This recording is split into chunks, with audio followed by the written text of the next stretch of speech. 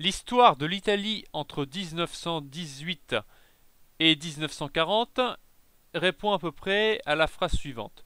Comment passe-t-on du statut d'allié de la France et de l'Angleterre à celui d'ennemi? Eh bien, la chose ne s'est pas faite en un jour. À la fin de la Première Guerre mondiale, le pays, s'il n'a pas été envahi complètement, comme avait pu l'être par exemple la Belgique, dont seul un petit bout du territoire n'était pas occupé par les Allemands, eh bien, si l'Italie n'a pas été envahie de la même manière, elle a tout de même extrêmement souffert de la Première Guerre mondiale, et ce sur tous les plans. De plus, cette victoire qui a été cher payée pour le pays est appelée, de l'autre côté du Mont Blanc, la victoire mutilée. Mutilée parce que beaucoup de revendications italiennes n'ont pas abouti. Par exemple, toutes ces terres de la côte adriatique qui sont données au nouveau royaume de Yougoslavie et que les Italiens réclamaient, notamment parce qu'elles avaient été parties du territoire de la République de Venise, pourtant très longtemps avant. C'est ce qu'on appelait les terres irrédentes. Or, les terres irrédentes, je viens de le dire, ne sont pas italiennes, ce qui ajoute un sentiment de frustration assez important à tous les malheurs qui frappent le pays, malheurs dont se sert Mussolini pour accéder au pouvoir en 1922. C'est la fameuse marche sur Rome. Et si elle laisse en place la monarchie, elle transforme peu à peu le pays en une dictature fasciste. Pourtant, Mussolini est tout d'abord bien vu par toute une partie des élites européennes. Par exemple, Churchill, Eliotet en France, voit en lui un sauveur pour son pays, quelqu'un qui va le régénérer, qui va le sortir du marasme dans lequel il est, et ça plaît. De plus, Mussolini est tout d'abord franchement hostile à Hitler. Hitler qu'il considère un peu comme un parvenu, un moins que rien, alors que lui est au pouvoir depuis 11 ans quand le moustachu arrive à Berlin. Et donc les choses évoluent de manière assez lente. Alors on le sait dans la doctrine nazie, il faut rassembler dans un même toit, entre guillemets, sous un même territoire, tous les peuples de langue germanique. C'est ce qu'on appelle aussi le pan-germanisme, qui n'est pas propre aux nazis, qui date du 19e siècle, mais qui a été repris par ceux-ci. Or, l'Autriche ne fait pas partie de l'Allemagne puisqu'elle est indépendante. On le sait, en 1938, avec l'Anschluss, l'Autriche a été rattachée au Troisième Reich. Toutefois, à la mort du chancelier Dollfuss en 1934, mort orchestrée par les nazis, Berlin a tenté de s'emparer du pouvoir en Autriche. Eh bien, qu'est-ce qui se passe? Mussolini dit non. Mussolini les en empêche. Mieux, en 1935, il se lie par une sorte de pacte de traité qu'on appelle le Front de Stresa, puisqu'il a été signé à Stresa, une très belle ville du lac Majeur que je vous conseille de visiter. Donc ce Front de Stresa le lie avec Paris et Londres dans une sorte de mouvance de front anti-allemand. Donc on pourrait se dire, mais comment en est-on arrivé à ce que l'Italie fasse la guerre à l'Allemagne fasse la guerre à la France? Eh bien parce que dès la fin de l'année 1935, les relations entre l'Italie et les autres pays qui formeront plus tard les Alliés se dégradent. Pourquoi? Eh bien, avant tout parce que l'Italie envahit l'Éthiopie. Alors Rome a une revanche à prendre sur l'Éthiopie, puisque celle-ci avait déjà été attaquée à la fin du 19e siècle, et ça s'était mal terminé pour les Italiens. En fait, l'Italie est devenue tardivement une grande puissance, c'est-à-dire au cours de la fin du 19e siècle, et quand elle s'est lancée dans la course pour les empires coloniaux, puisque à l'époque, avoir un empire colonial était un symbole de puissance, de prestige, et donc quand l'Italie s'est lancée dans cette quête, le monde avait déjà été pratiquement partagé, et notamment entre la France et le Royaume-Uni. Donc il restait en quelque sorte les miettes à récupérer. Par exemple, les anciennes terres ottomanes, ce serait l'actuelle Libye, ou les îles grecques comme le Dodécanèse, que l'Italie a récupérées sur l'Empire ottoman dans une guerre peu avant la Première Guerre mondiale. Donc on voit bien que ce ne sont pas les terres les plus riches. De plus, il restait quelques pays indépendants en Afrique, dont l'Éthiopie.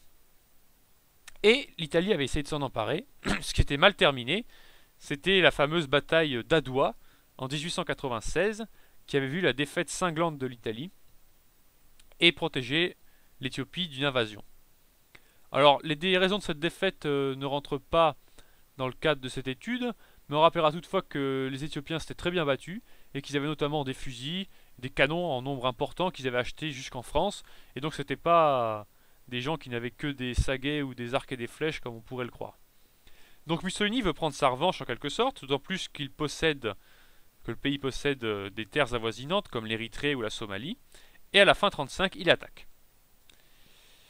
Et il attaque avec des moyens disproportionnés puisqu'il utilise de l'aviation, de l'artillerie et même des armes chimiques. Finalement, il vainc et annexe tout simplement le pays et met en fuite son dirigeant, le Négus, Haïlé Sélassié Ier. Donc à partir de là, les relations entre les pays qu'on a nommés se dégradent complètement.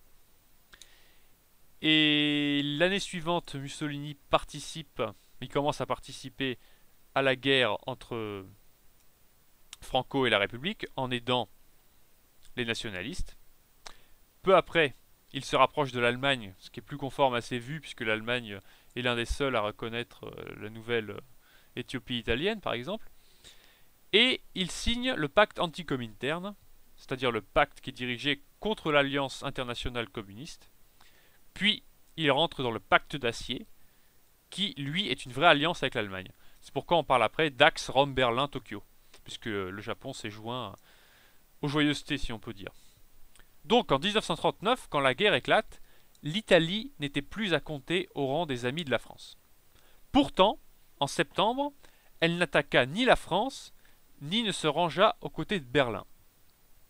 Le fait était nouveau dans l'histoire de la diplomatie, et Mussolini a déclaré son pays ni neutre, ni combattant, mais non belligérant. C'est-à-dire qu'il était conscient de la faiblesse de ses moyens et ne voulait pas rentrer tout de suite dans une guerre qu'il savait ne pas pouvoir gagner. De plus, il avait été furieux de la signature du pacte germano-soviétique, signature dont il n'avait pas été averti, et sans désavouer son alliance avec Berlin, il n'entre pas pour autant en guerre tout de suite et attend le bon moment, si l'on peut dire. D'ailleurs, quand les troupes du Troisième Reich envahissent la Pologne, la moitié environ de l'armée de terre italienne est tout à fait inapte au combat, puisqu'elle manque trop de matériel, ou même simplement d'effectifs. La marine et l'aviation sont en meilleur état. La marine, la Regia Marina, dont on a parlé, est loin d'être en quantité négligeable d'ailleurs. Mais au printemps 1940, malgré tous les efforts qui sont faits pendant la drôle de guerre, il reste à peu près un tiers de l'armée italienne qui est toujours en pleine restructuration. De plus, le pays manque de DCA et de blindés compétents, ainsi que de moyens de lutte anti-chars, ce qui, dans le contexte de la Seconde Guerre mondiale, sont des vraies carences. Enfin, les matières premières dont a besoin l'Italie arrivent en grande partie par Gibraltar. Or, si vous êtes allié de Londres, Gibraltar ne pose pas un problème, mais dans le cas contraire, il est très facile pour les Britanniques qui ont une base navale là-bas, et qui ont d'ailleurs d'autres bases navales en Méditerranée, de bloquer cet accès-là, et donc ainsi d'asphyxier le pays qui en aurait besoin. D'autant plus qu'on pourrait se dire, oui d'accord, mais il suffirait de faire passer les matières premières par Suez, mais non, puisque Suez est aussi dirigée par les Britanniques, qui ont un pied en Égypte depuis fort longtemps. Donc les Italiens savent en bonne partie qu'ils ne sont pas prêts pour la guerre, notamment le commandement. Le maréchal Badoglio, qui est très haut placé dans la hiérarchie militaire italienne, dit même à Mussolini qu'il pense que l'armée ne sera pas prête avant 1943.